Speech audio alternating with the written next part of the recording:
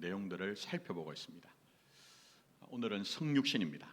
실제적으로 두 번째인데요. 성육신은 인카네이션이라고 해서 예수님이 육신을 입어 우리 가운데 오셨다, 이런 이제 내용이죠. 물론 이 내용은 교회를 조금만 다니신 분이면 알고 있습니다. 근데 문제는 제가 짚고자 하는 것은 이 성육신의 신앙과 내가 사는 것이 어떤 관련이 있느냐 하는 거예요. 사실은 기독교 신앙의 궁극적인 지향점은 예수님 안에서 내 인생을 이해하는 겁니다. 그렇다고 하면 성육신도 마찬가지겠죠. 많은 분들이 그런데요, 목회를 하다 보니 성육신은 성육신이고 내가 사는 것은 내가 사는 것입니다 하는 그런 어떤 느낌들을 가지고 계시더라고요. 근데 기독교의 진리는 절대 그렇지 않습니다.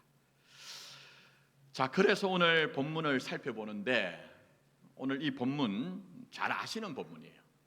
예수님께서 제자들에게 너희는 나를 누구라 하느냐고 묻고 있는데, 이 질문을 던지는 이 순간을 잘 보셔야 됩니다. 그러니까 무슨 얘기냐? 너희가 나를 누구라 하느냐 하는 것은 제가 이미 전에 좀 자세하게 설명했어요. 빌립보 가이사라에서 있었던 일이죠. 자, 이 빌립보 가이사라에 대해서 이미 설명을 했으니 간략하게 말씀드리면, 이제 가이사라는 로마 황제의 어떤 칭호입니다. 빌립보는 뭐죠?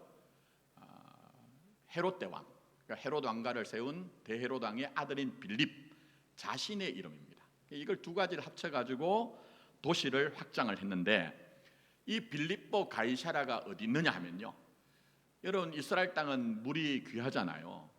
그런데 헬몬산이라고 해서 저쪽 끝에 가면 아주 높은 그 만년설이 덮여 있는 산이 있습니다. 거기서 이제 만년설이 녹아 내려가지고 아주 풍부한 수량을 자랑하던 천혜의 환경이었어요. 그래서 여기에 도시를 세웠는데, 로마 황제의 가이사라는 칭호가 들어가는 도시는 그냥 그런 칭호를 주지 않습니다. 로마 황제의 영광의 권세의 그 내용을 담을 만한 어떤 것들이 있어야 돼요. 그래서 그 도시에서는 로마 황제였던 아우구스투스의 그 신전과 또 풍요의 신인 판신의 신전을 비롯해서 그레코 로만 양식의 아주 웅장하고 화려한 도시가 있던 곳입니다. 자, 그런데 비교를 해보셔야 돼요. 그런 웅장하고 화려한 도시에 저 가나안 땅, 시골 구석이라고 하죠, 나사렛 출신인 예수님이 너희는 나를 누구로 하느냐 이렇게 묻고 있어요. 이 말은 무슨 얘기냐 하면요, 육신적인 수준에서는 예수님을 하나님으로 볼 이유와 조건이 아무것도 없다는 거예요. 그걸 지금 얘기를 하고 있습니다. 자, 그런데 베드로가 주는 그리스도시요 살아계신 하나님의 아들입니다 라는 너무나 귀중한 믿음의 고백을 합니다. 여기서 여러분이 오해하지 마실 것은, 아들이란 것은 유교적인 개념에서 아버지보다 낫다는 개념인데 성경은 그렇지 않습니다. 제가 누누이 강조했죠. 아들은 아버지의 영광과 권세와 모든 것들을 다 가지고 있다는 쪽에서 아들이라는 표현을 써요. 그럼 이 말은 무슨 얘기죠? 예수님이 하나님이란 얘기입니다. 하나님이란 얘기. 그게 얼마나 귀합니까, 여러분? 사실 이런 고백이 쉽지 않은 것이요, 하나님은 우리의 중심을 보세요. 여러분 지금까지 몸으로 사시면서 깨닫게 된 신앙이 뭡니까? 하나님을 속일 수 없다는 것 아닙니까? 하나님은 우리의 중심이 진실하신 것을 원하신다는 거예요. 이만큼 살았으면 우리가 어떤 면에서는요 더 진실해야 되는 이유가 거기 있는 것입니다. 근데 문제는 하나님은 그렇게 우리의 중심을 보시지만 사람이란 존재는 근본적으로 모양을 취하게 되었습니다. 모양을. 오래전 일인데요, TV를 보다가 재밌는 실험하는 것을 하나 본 적이 있습니다.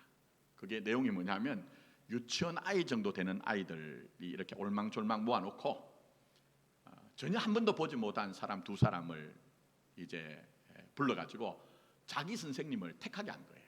한 사람은 아주 젊은 여자분이었는데 용모도 단정하고 이뻐요.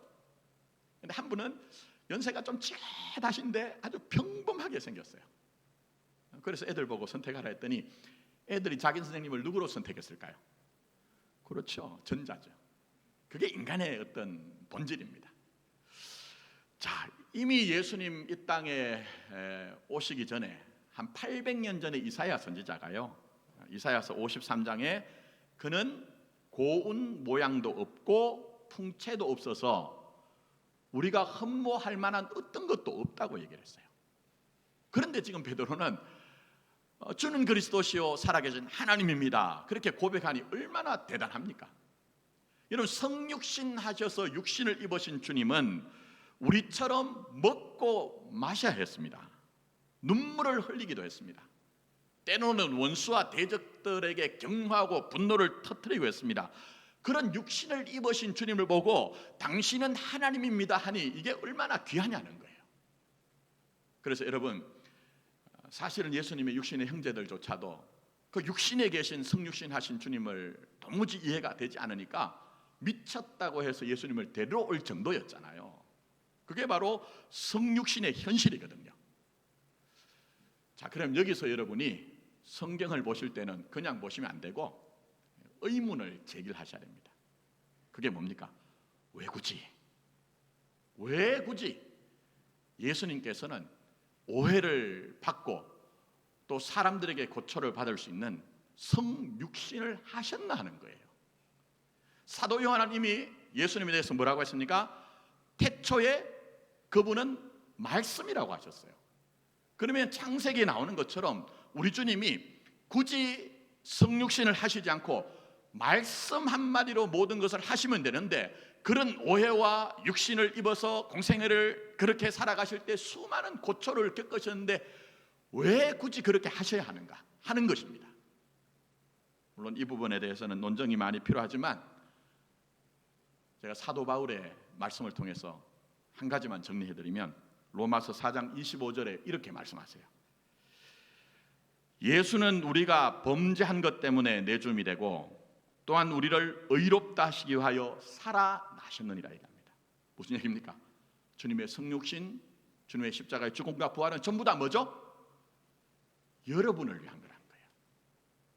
그러니까 주님의 그런 성육신의 계획과 실행은 전부 다 여러분을 위해서 그렇게 하신 것이라고 말씀하고 있습니다. 그런 점에서 성육신은 성육신이고 내가 사는 것은 성육신과 전혀 관계가 없다, 이렇게 이해를 하시면 진짜 기독교 신앙이 가지고 있는 풍성함을 여러분이 모르는 것입니다. 자, 그러면 주님의 성육신이 우리에게 어떤 의미가 있습니까? 물론 이거는 오늘 이 1시간 예배 가운데 다 해결할 수 있는 건 아닙니다. 그래서 한 가지만 여러분이 꼭 기억하실 게 뭐냐면요, 주님의 성육신은 주님이 우리를 어느 수준에서 받아주시는 하는 거예요. 자, 꼭 기억하세요. 주님의 성육신은 주님이 우리를 어느 수준에서 받아주시는가 하는 것과 또 더 나아가서는 우리를 어디로 목적하여 우리를 가도록 하시는가 하는 것들을 확인하라는 것이 성육신입니다. 다시 한번 말씀드립니다. 너무 중요하기 때문에. 주님의 성육신은 뭐라고요? 주님이 우리를 받아주시는 수준이 어딘가 하는 것과 우리를 어느 목적으로 끌고 가시고 인도하시는가 하는 것들을 확인하라는 것이 성육신입니다.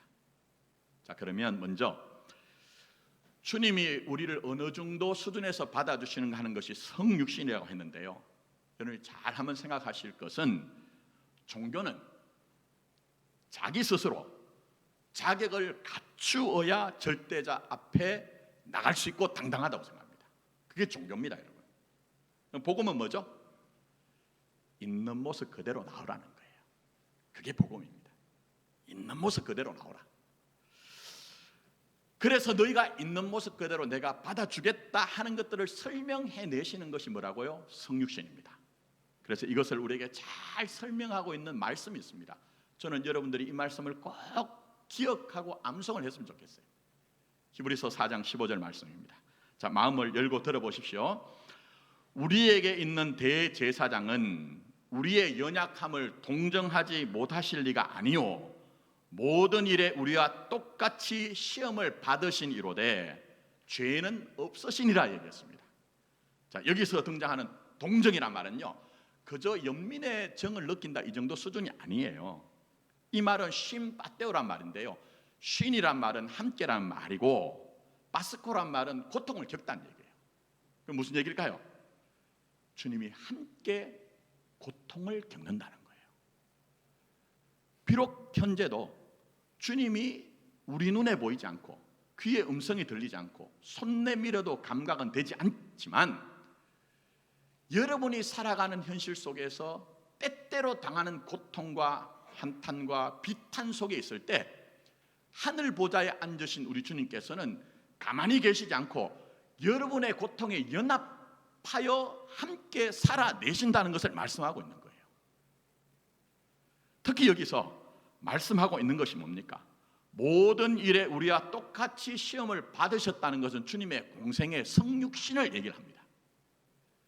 여러분, 성육신은요, 가장 기본적으로 무슨 의미냐 하면요, 영원과 무한이신 주님께서 시간과 역사 안으로 왔다는 거예요. 그럼 무슨 얘기죠? 여러분이 지금 일생을 사시면서 시간 속에서, 역사 공간 속에서 살아가면서 내가 겪고 있는 일들 있죠. 그걸 주님은 이미 이 땅에 성육신 하셔서 공생애 동안 다 겪었었는데, 그 당하신 고초는 인간이 실존 속에서 겪을 수 있는 모든 것들을 총합적으로 다 겪었다는 겁니다. 그래서 여러분을 이해하고 그 고통에 연합하신다는 거예요. 제가 여기에 대해서 더 긴 말씀 드리지 않아도 아시죠?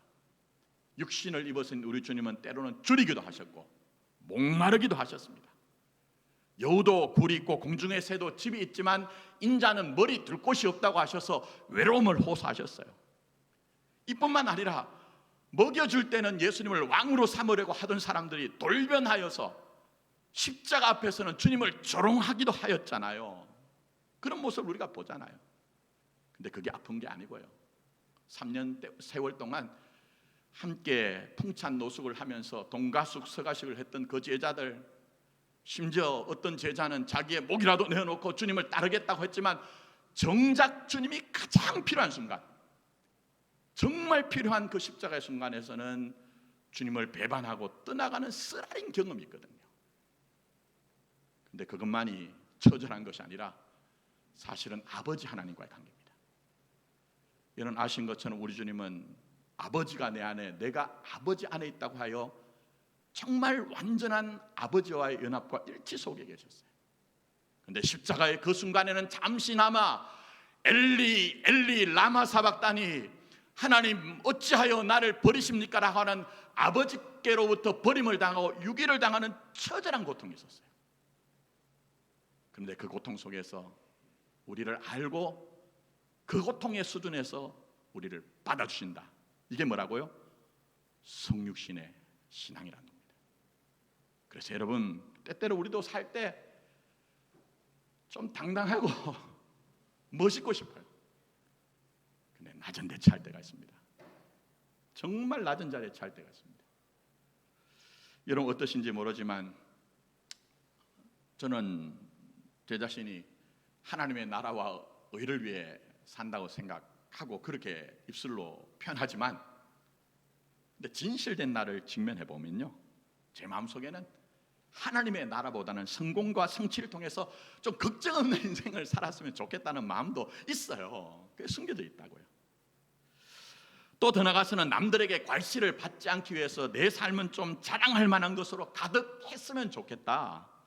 큰 소리를 칠지언정 수치와 모멸을 당하지 않았으면 좋겠다. 이런 것들이 꿀뚝 같아요. 기도를 하는데 사실 그런 마음이 있다 보니까 먼저 앞서는 것이, 예수님, 제가 예수님 믿고 있는데 좀 사람들에게 저를 증명해 주십시오. 예수님, 제가 예수님을 믿고 있는데 해결 좀 해주십시오. 예수님, 제가 예수님을 믿고 있는데 정말 아쉽지 않은 인생을 살게 해주시오 하는 것들이 먼저 나오더라고요. 그런데 그런 민낯을 스스로 만나면요, 어떤 마음이 듭니까? 자기 자신한테 별로 떳떳하지 않아요. 아이고, 내가 지금까지 이 긴 세월 동안 교회 다니고 목사 노릇을 하면서 아직도 이 정도 수준에서 내가 머무르고 있냐, 이런 마음이 들 때가 있어요. 이런 마음. 근데 중요한 게 있습니다. 그 순간에도 그 자리에 누가 계시죠? 주님이 함께 하신다는 거예요. 당당하고 떳떳하고 자랑스러울 때가 아니라 내가 나 자신에 대한 정당성을 잃어버리고 그 낮은 자리에 있을 때도 내가 너와 함께 하고 있다고 말씀하세요.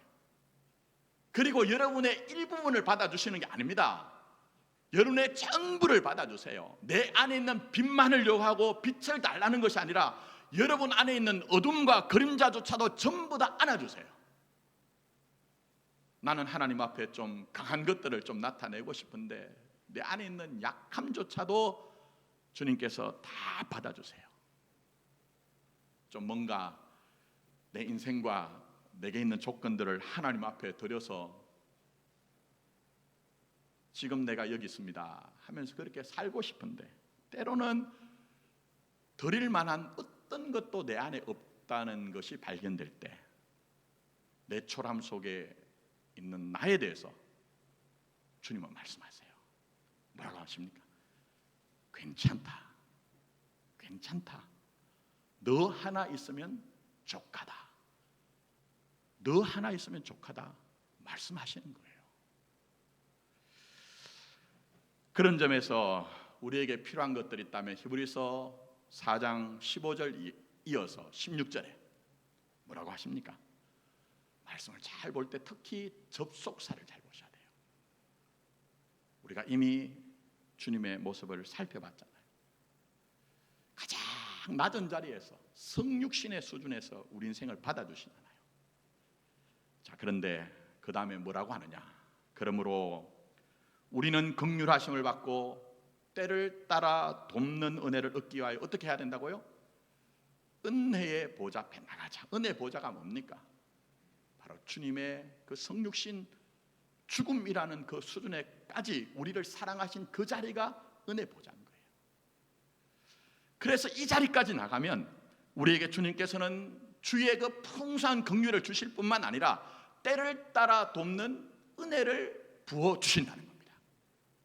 그러니 지금도 여전히 있는 모습 그대로 우리를 받아주시는 주님을 알고 주님 앞에 나가 그의 은혜와 긍휼하심 때를 따라 돕는 은혜를 받을 수 있는 저와 여러분이 되었으면 좋겠습니다.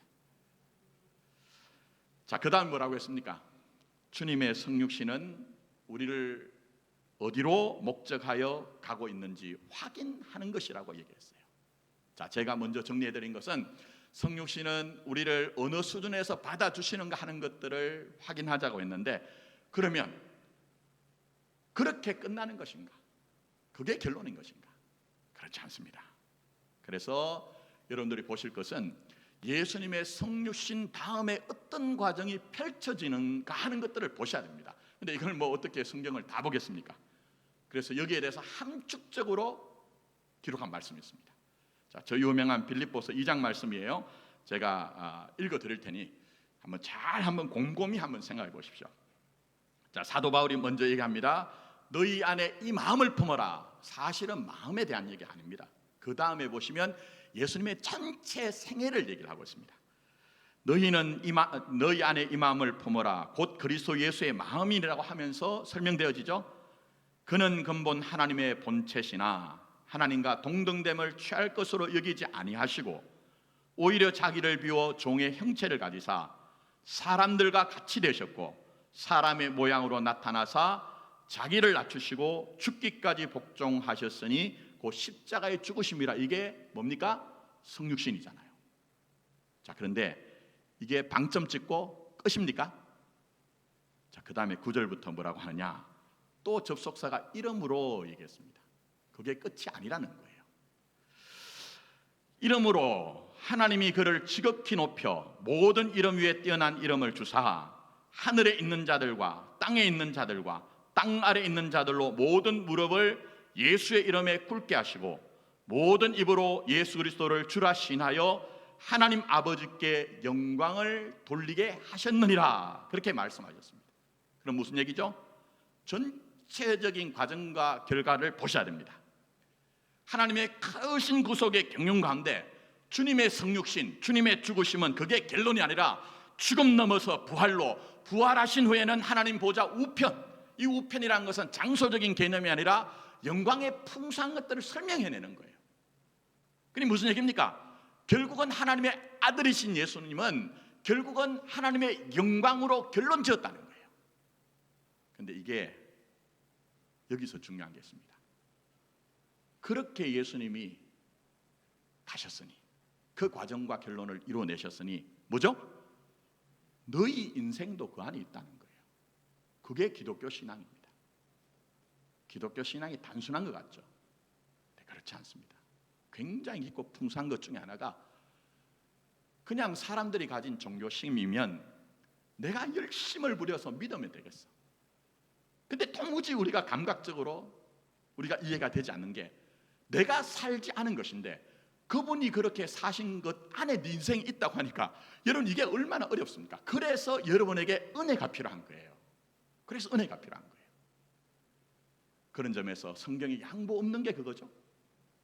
그래서 제가 대표적으로 로마서 8장 읽어드릴게요. 8장은 복음의 정수가 가득합니다.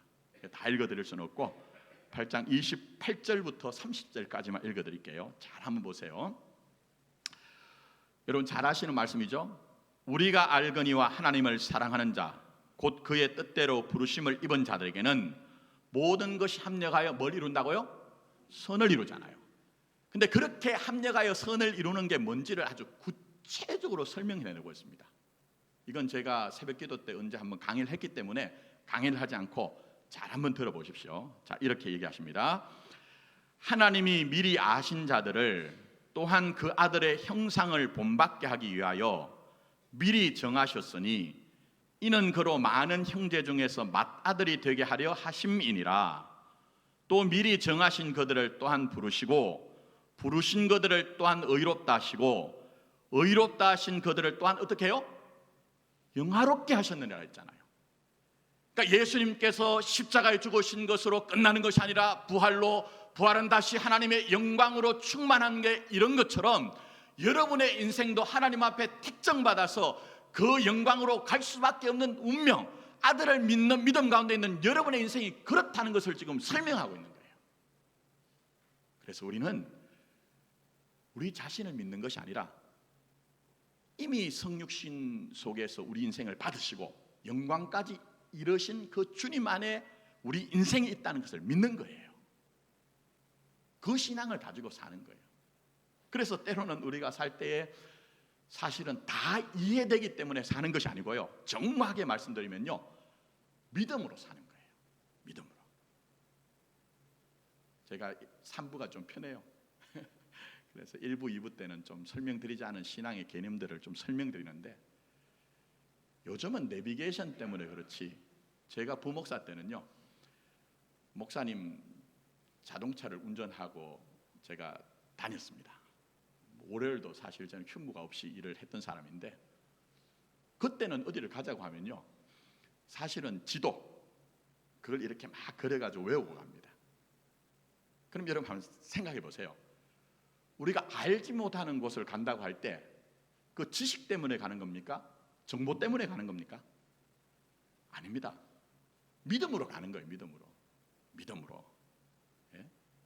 우리 신앙이 그렇습니다.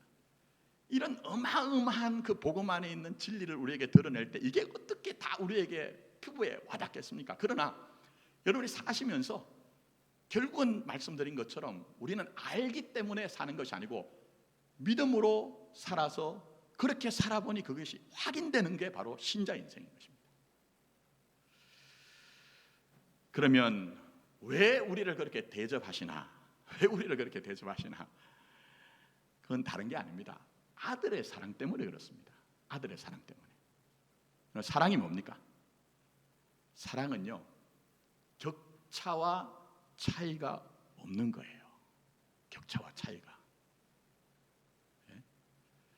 그래서 여러분 전래 동화들 가운데 이런 거 있죠.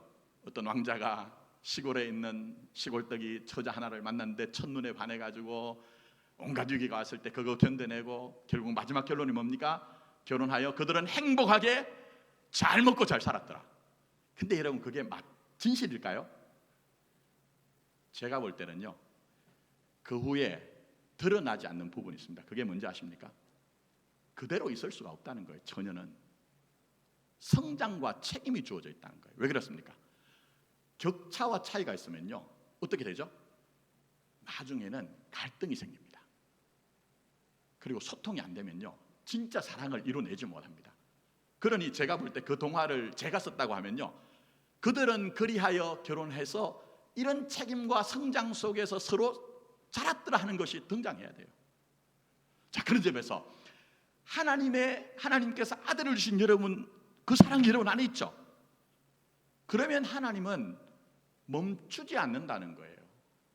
그 풍성한 아들을 주신 사랑 가운데 여러분이 발견되도록 하기 위해서 지금도 여전히 우리에게 일하신다는 거예요. 그래서 말씀드린 것처럼 성육신의 신앙은 나를 있는 그대로 받아주시지만 결국은 하나님의 영광의 풍성한 쪽으로 하나님이 일하셔서 내 인생을 데려가더라. 이게 성육신의 신앙이라는 것입니다. 그래서 성경에서 보시면 내가 거룩하니 뭐라고 했어요?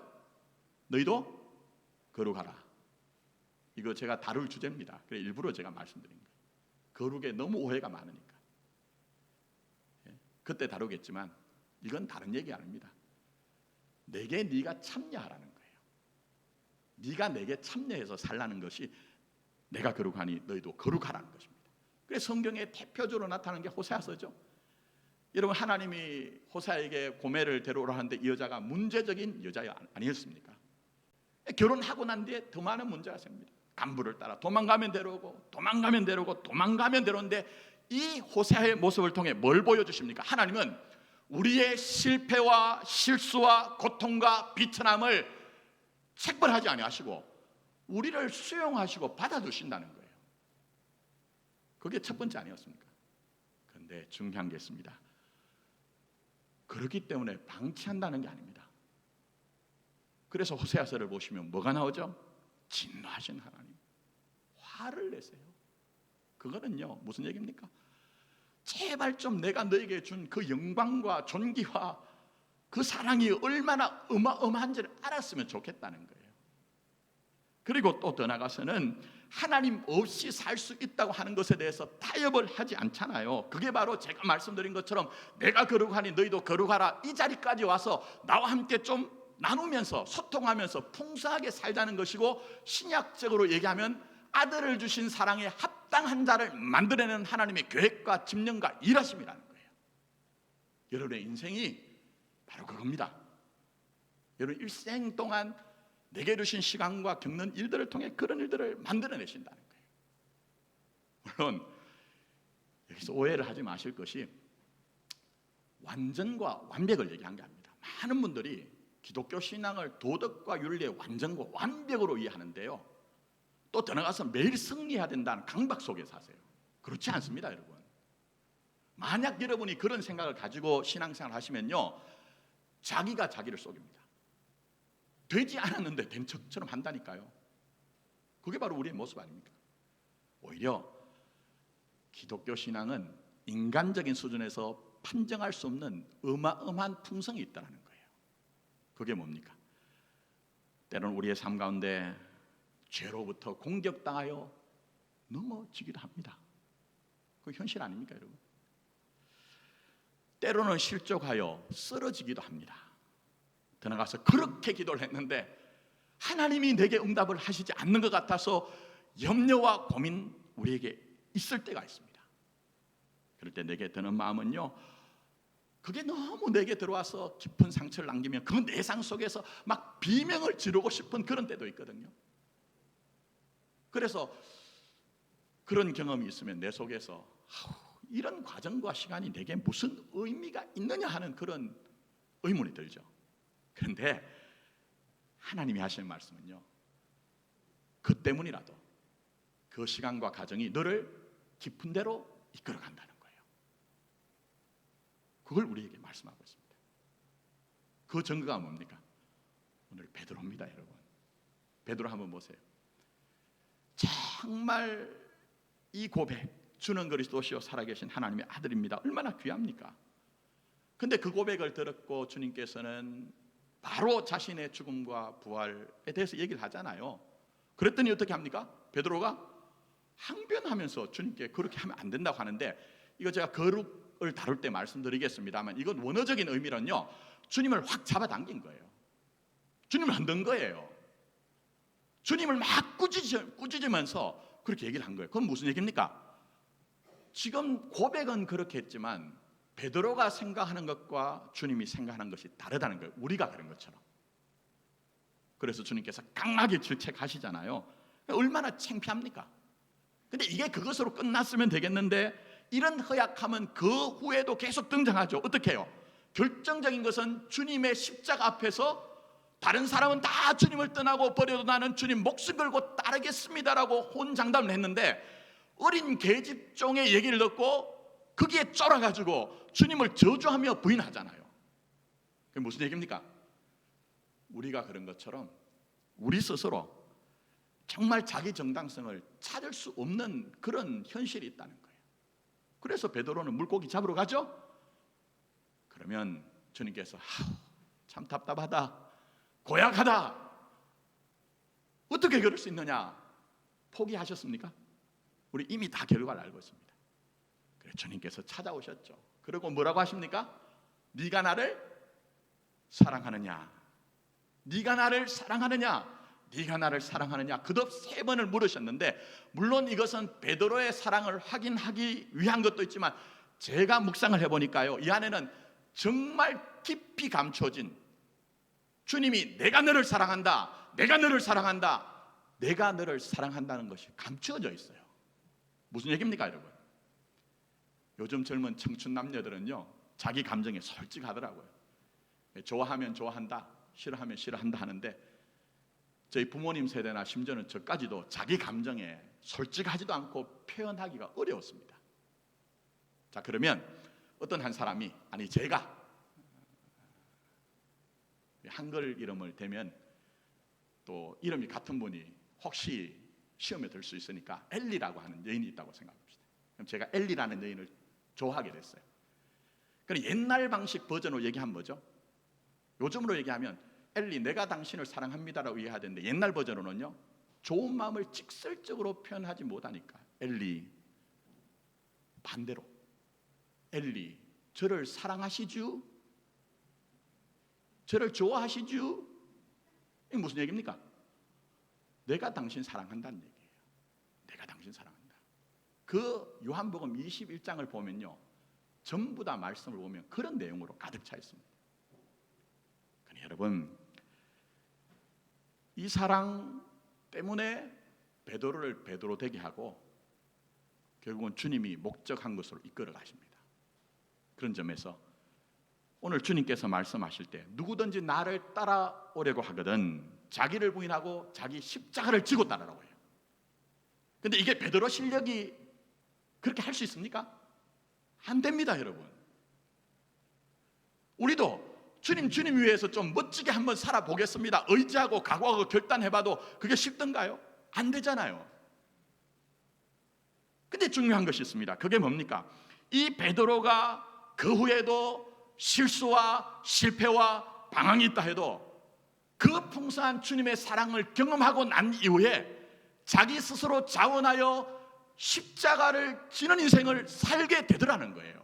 그래서 초대교회 그는 지도자가 되고 복음 전도자가 되잖아요. 그리고 제가 오늘 베드로 전후서 인용하지 않지만 베드로 전후서 한번 읽어보세요. 얼마나 깊은 신앙이 그 안에 있는지 모릅니다. 근데 저는 생각할 때요, 그게요, 이 베드로의 실수와 실패와 방황이 그런 깊은 신앙을 낳았다고 저는 생각합니다. 정말 그래요 여러분. 그래서 베드로뿐만 아니라 성경에 나온 믿음의 선배들을 보시면 이 모든 사람들이 그들의 자랑과 업적 때문에 그 믿음의 자리에 갔다, 이런 얘기 나오던가요?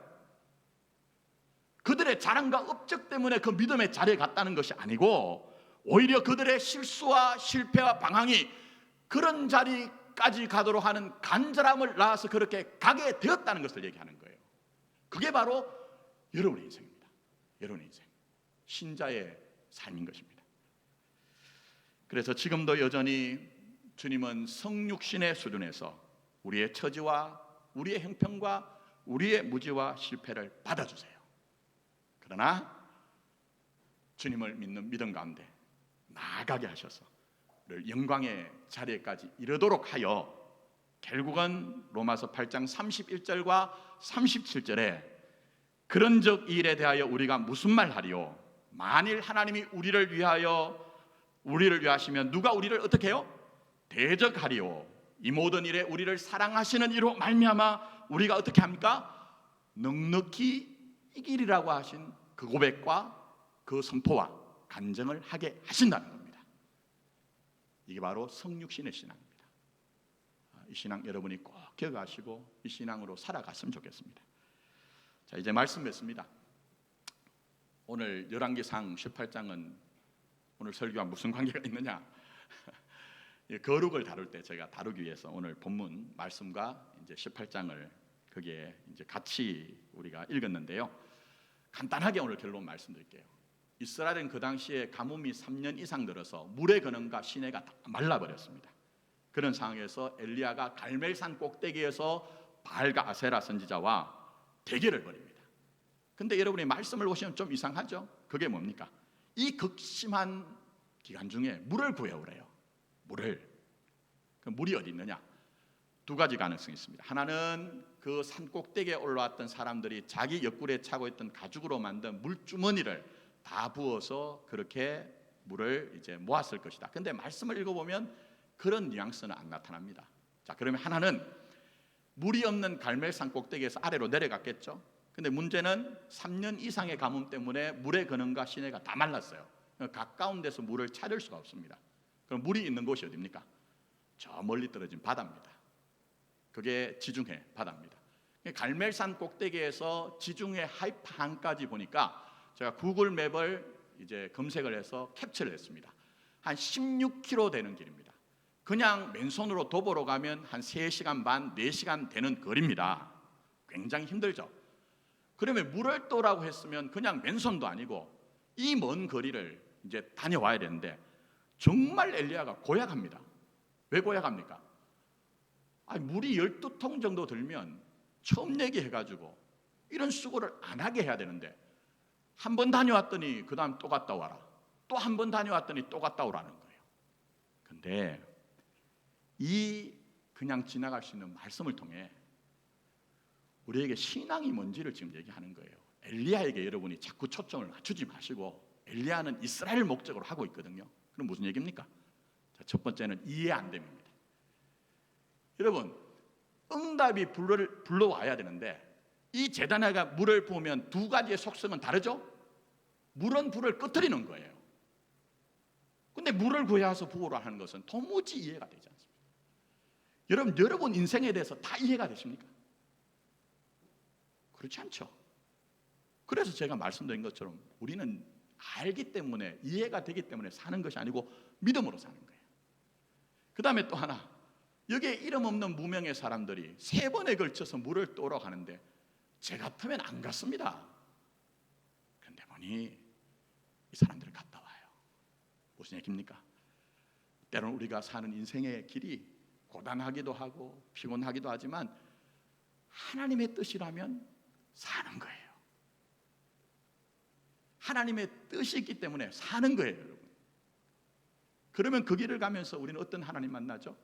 그 다음에 불로 응답하시고 하늘 문을 여셔서 비를 내리시는 하나님을 만날 수 있는데 이 과정을 통해서 뭘 우리가 볼 수가 있습니까?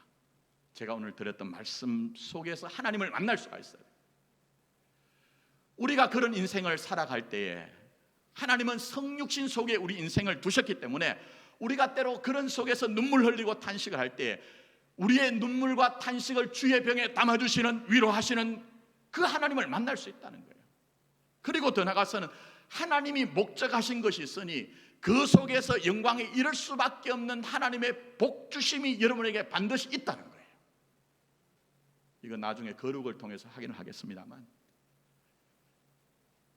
제가 바라기는 우리 마포교회에서 신앙생활 하시는 분들은 자꾸 허탄한 세상의 소리에 자기의 인생을 발견하지 마시고 이런 인생을 살려내시는 하나님의 말씀 속에 여러분의 인생을 발견했으면 좋겠어요.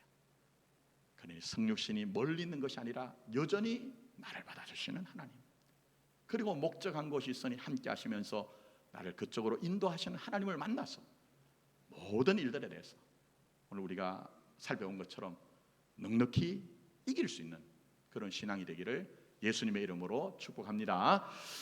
기도드리도록 하겠습니다.